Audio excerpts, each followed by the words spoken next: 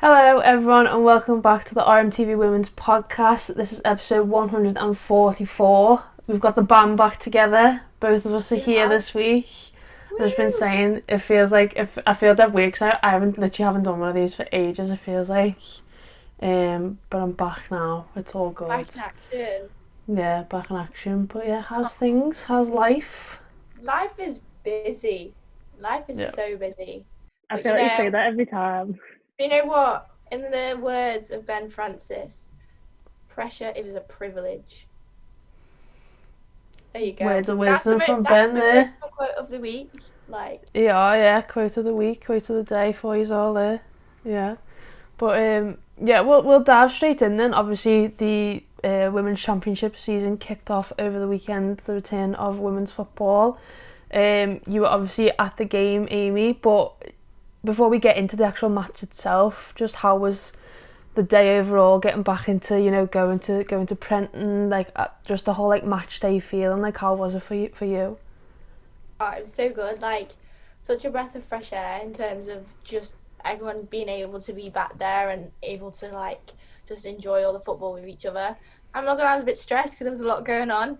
Obviously we went a little bit earlier and it was actually really nice because we went to the pub that's across the road, the Clipper, and it was sort of anyone can come and sit down. People came on their own and come and spoke to us, and it was all really quite nice, and it's a bit of a community sort of vibe.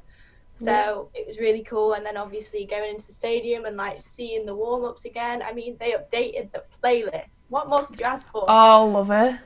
It's so good. And but yeah, it was really cool, and it actually makes such a difference. Once you forget what something feels like and listens like, it makes such a difference when it comes back. And the team, the crowd were proper behind the team, obviously regardless of the way it went eventually, but everyone was so involved, and the noise was really cool. Yeah, I know, I'm gutted I missed it. But you could tell, I was watching it because it was live on YouTube, and I was watching it, and I was you could tell that there was a good atmosphere for the game and stuff like that. I think everyone's just happy to be able to go out the house again and experience something really normal, such as a football game. So yeah, I'm buzzing to go back to Prenton and stuff. So, but yeah, we'll get into the game. Obviously, we've just mentioned there, regardless of the result, which it was a defeat this time around. How do you feel about opening day defeats? Because it's one of them, isn't it? Obviously, you're disappointed that you haven't got the win, but then also a season is really long, so I don't know how much it really matters on the day and stuff like that. I'm obviously with the Women's Championship, there's not that many games in a season compared to men's and stuff like that. So it's one of them, isn't it? It's obviously, you got it on the day and you're wondering how it will affect you going through the season, but then also it's they're literally just getting back into it. It's their first match, and obviously pre-season's just one of them. But I don't know how you feel about an opening day loss. I mean, I ultimately when I was at the game and at first someone me lost or whatever, sounds really dramatic, but I was really quite disappointed, and I think maybe on my own behalf, I think I sort of maybe wrote off London City a little bit too much. They have some quality players and they have some aggression with them. I mean, we should have won the game, and we need to be winning those games in order to get promoted. But I can kind of sit on the fence of both. One, it's not good enough. We need to be better. We need to be winning these games. But then equally, it isn't the end of the world losing the first game. But you want to get off to a good start. The start of the season sets you up for the rest of the season, which is it's what they always say. So I think it was upsetting that we weren't able to. But what's even more upsetting is the performance wasn't there. I think that's what everyone else's heads fallen more off a little bit about. The performance wasn't there. And all the build up towards the game and everything like that, everything was so positive in the preparations and a good pre-season. They went in early, blah, blah, blah, everything like that. And then to lose and the way we lost and the way we played was, I think, even more tough to take. Yeah, were you a bit surprised at some of the names that were in the starting 11 at first? Because I think for me, really good starting 11, but I think for me, I would have liked to a Roberts to be in that side there. I think we would have benefited from having her maybe playing, whether that would have been in midfield or, you know, in the back four. I think we would have benefited from there. Obviously, you've got the likes of the new signings who have come in up front, and I think one for me was that I think Leanne Kiernan did really well. I was really impressed with her performance at times. But yeah, I don't know, when you first seen the lineup, were you a bit like unsure about what it was like? I was and I wasn't. I think the classic faces that were always going to start, like Bo, Fernie, Robe, like all of them, like Lawley, they were all probably going to start. I think I probably would have maybe thought Humphrey would have been up for a shout in there starting, because I know Matt's really keen on her and like the progress she made at Bristol while he was there, etc. I think Raz is another one, but as soon as Wardlaw came in and got that number 2 shirt, you knew that's obviously going to mean something, and that's going to be obviously the fact that she's coming in and she's going to play. Like, she's on loan for a reason. Chelsea have loaned her out for game time, so obviously that's the reason why. And I thought she was all right, but you could see the difference in intensity when Razza came on versus when Wardlaw was on. So that's maybe just a first game nerves type thing. But I was surprised Razza wasn't on the list to start the game. I think Mel Lawley just didn't do enough for me. She just wasn't attacking enough. So maybe you bring in someone else. I don't know. It's tough because I think all the subs that came on did a really good job. So I think picking this next team now was even harder because of the players that did so well. Like, I would be really surprised if you didn't see Razza start in the Watford game, if you didn't maybe see Dean. I think maybe like a Fahy as well. Like a Fahy. Exactly. She came on and like held the game. But equally, I didn't think Jade Bailey had a bad game either. It was really quite weird how the way that it like panned out. Yeah. Sometimes it's different, isn't it? You pick a team obviously to play the opposition, and then just in the game it may not work, and you've sort of got to play the best team to face the opposition. Do you know what I mean? So I think that'll be a big thing that he's probably looked at this week, and he'll obviously look at Watford as well and pick his players based on that. But obviously it was a penalty that decided the game from Jarrett. Did you think it was a pen? 6 and 2 frees in it. The girl just crosses the ball and Robe's like bang. But at first I did think, oh, what's she doing there? Like, literally, it was she a was late like, challenge. Like, it was a late challenge. So, but then I think that's why we she's could have had a been pen given the other end. Do you know what I mean? So it's so inconsistent. Yeah, that's true. I don't know. I think at first, Robe's one, I was just like, immediately when she did the tackle, I was like, that's a pen. Like, they're giving a penalty. It was a bit like bang. Yeah.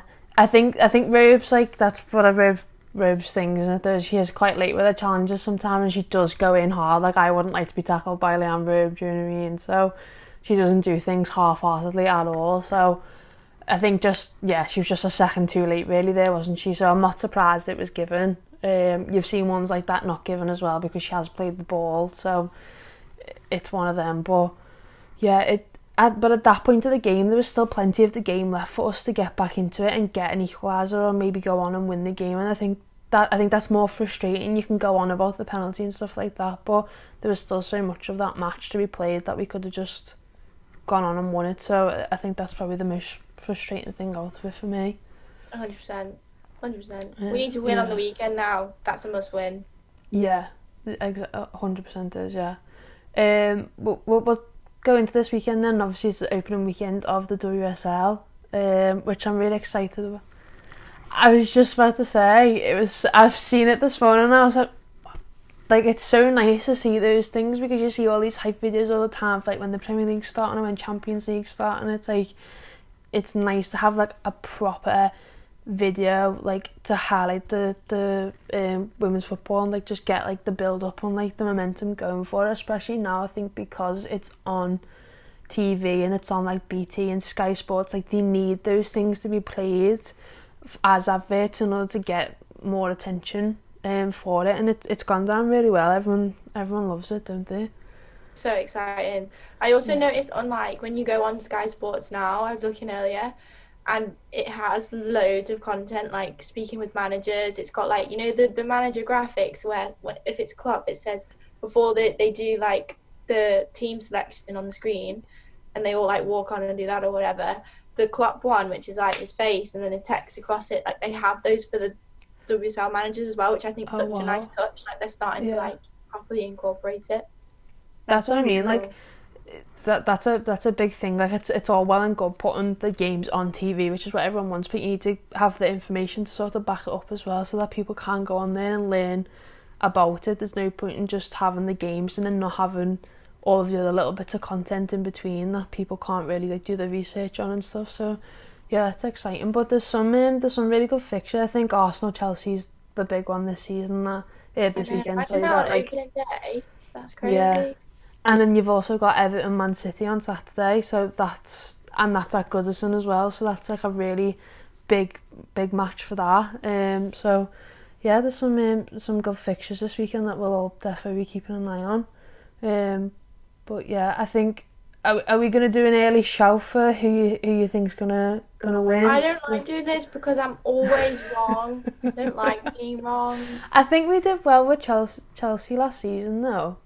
Yeah, I think we maybe were like, I'm gonna go City. oh okay. Just cause different Yeah. in it. I think they've recruited well. They've recruited good players and players I didn't expect them to get, like Hayley Vasso and Alana Kennedy. I would never have put them two go into City, but they'll do a good job there. So yeah, City's a good shout.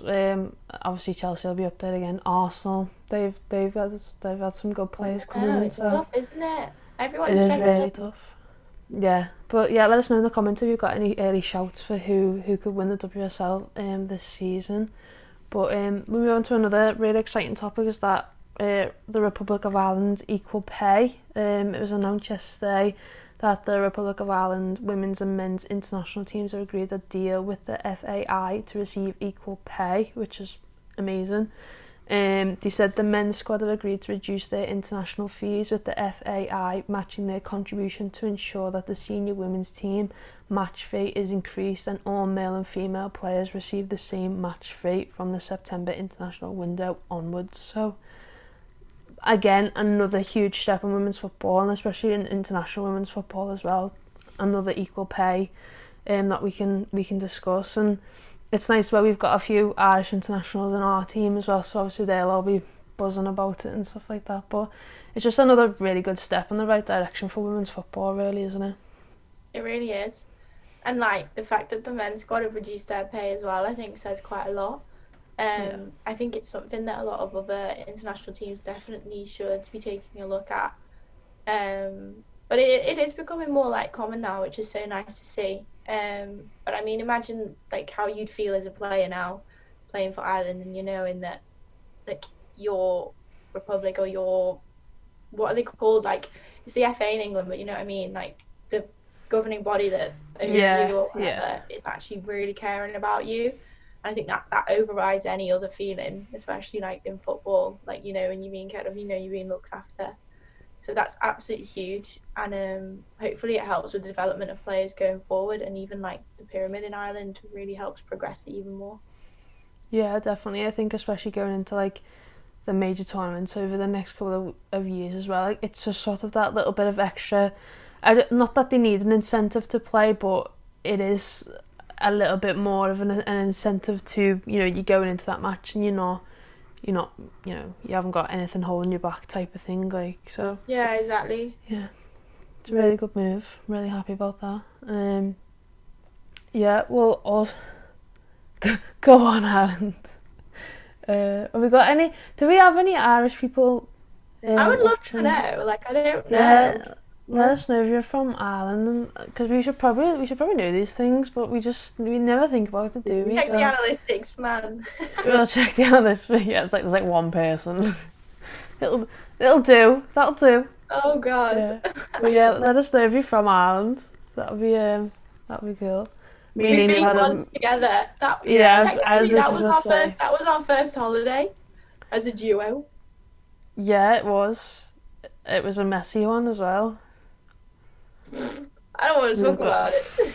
We've got some mad stories about that weekend that will just We do. It's not suitable for podcasting. not suitable for YouTube. Absolutely not. Fresh 18, or were we 19 maybe? Were we still 18? I just turned 19 while we were there. So like Oh my god, we were babies. absolute babies, yeah. So, yeah, we won't Let's go not into go it. into it. We won't go into it. We'll move on to Leicester women, who obviously got promotion to the WSL last season. It's been announced that they will play majority of their home matches at the King Power Stadium, which is like incredible, like absolutely amazing. The word club majority there is mad. It is key, yeah. Yeah. The club has announced that the majority of home matches will take place at the King Power Stadium, starting with the visit of Manchester United on September 12th. The team have already experienced playing at King Power Stadium last season when they lifted the Women's Championship trophy after a brilliant campaign, and they now have the chance to create more history in front of Leicester City supporters. Yeah, like we just said, amazing for Leicester, amazing for the game, but I think it also really highlights to other teams as well that this is a possibility, especially for for all the bigger clubs. Obviously every team in the WSL has their male counterparts, and it is possible to have majority of men's and women's matches playing at the same stadium on the same weekend, because most of the women's games are on a Sunday. Obviously that might be a little bit different this season just due to like TV and stuff like that, but it just shows that it is a possibility, and it is something that will be very much welcomed with open arms from women's supporters as well. Yeah, 100%. And how amazing is that? Like, imagine how the players must feel, and not only the players, like the staff, the fans, like to know that that's something that's going to be happening in week in, week out. That must be unreal. And like that's the first time I think ever that we've ever heard something of that magnitude. Like obviously there's been the one-off games on like women's football weekends, blah blah blah, things like that. But like the word majority means most. Like most of the games are going to be there. Yeah.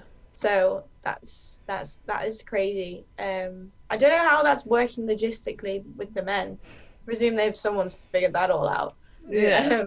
But that's someone else's job. I mean, that pitch is going to get worn, isn't it? When you think about it. That's so good, though. That's so good. Yeah. No, it is. It's really... I'd love other clubs to start doing that, like actually doing it. Yeah, imagine like Liverpool coming out and being like, yeah, like this amount of games is going to be played at Anfield next season. Like we'd absolutely... I'd be loving life going to Anfield twice a weekend sometimes. Like I know. Again, might as well blooming sleep there. I know, yeah. I was like, I'll just stay over. Thing is with like Leicester as well, though, the women now train at the men's old training ground. Yeah. So that's like another massive thing, that they've got that whole facility just for themselves. So like I think Leicester is starting to really step it up. I think because they know they're in the top league now, there's so much more riding on it, and they obviously want to stay there. So the club's really like invested in that, which is so nice to see. Yeah, they've made such huge progression in such like a short space of time as well. Strides. Made big strides. Yeah. Yeah, but yeah, it's really good. I'm really looking forward to seeing a lot of their games. They've got a really good squad this season, Leicester. Squad. I nearly said squid. I was like... No, they've recruited really well, and they've like got a good blend of like young and exciting, and then those who know the WSL well, which is obviously the recipe that you need when you're going into WSL for the first season. You need people that have been there and done that already. So they're definitely going to be ones to watch, and I hope they stay up. Yeah, I hope they stay up as well. Hope we can play them next season. That's the goal. I like the fact that we don't play them. I like Leicester as a club in general. I'm not bothered about them that much. I don't have any hatred, but I hated them when we played them last year because they did the double on us, didn't they? They did the double on us, and I'm pretty sure they beat us in pre-season as well. Yeah, so probably. It all went a bit wrong. But yeah. the new season, again. Yeah, Leicester and Durham are the ones for us that last season, weren't they? So Forward to playing Durham at all. no, we don't have to think about that yet, though. It's fine. We'll take that game just that weekend. We'll only think about it then. But yeah, that's everything. Oh God, that's everything on this week's agenda. Really hope you enjoyed. Happy to be back. Things are back to Great to normal have now. you back. I don't like doing it all on my own. I That video where I had to talk to myself was horrible. I hate every single Oh, second. when you were in this, when you were in the studio, it was funny because obviously you were organising it with like Tom and the WhatsApp, and I was just like, I don't need to write anything in this. I was like, I'm not making any contribution. I watched it though. Building up to that video, I was like, oh, it's fine, like, it's fine, I'll be fine, like, you're just talking to a camera, right? Yeah. And then as soon as I was like, Couldn't speak. Did Tom stay in the room, or did he go in the little... He was out of the room. I was like, nah, mate, you're going. Get out. No, I'd be like that. I couldn't have done it if he was in there myself. Really? Like this, if me and you are sat in there, it's completely different feeling.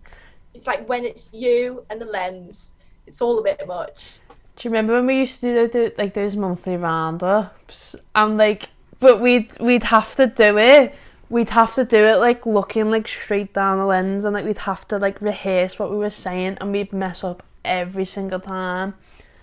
Literally, it'd be like literally 5 to 10 minute video, and it'd take us like an hour and a half to film it, like because we just forget what we were saying, or like we bounce back and forth between each other.